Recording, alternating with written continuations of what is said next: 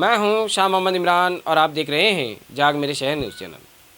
मालेगांव शहर के सटाना नाका इलाके में 3 दिसंबर 2020 को रात में एक बैंक के एटीएम मशीन को लूटने की नाकाम कोशिश की वारदात सामने आई है।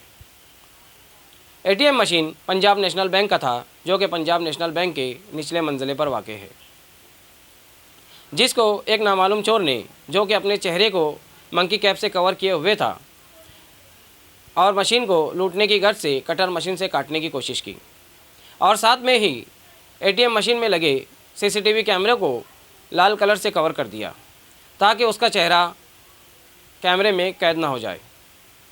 जिस वक्त एटीएम मशीन को लूटने की कोशिश की जा रही थी, उस वक्त एटीएम मशीन में 10 लाख की रकम मौजूद थी। इस बात की इत्तला मिलते ही मालेगांव शहर के एसपी चंद्रकांत खांडवी मौके वारदात पर पहुंचे और मामले की तफ्तीश की। मज़ीद मालूमात का इंतज़ार है। देखते रहिए जाग मेरे शहर न्यूज़ चैनल।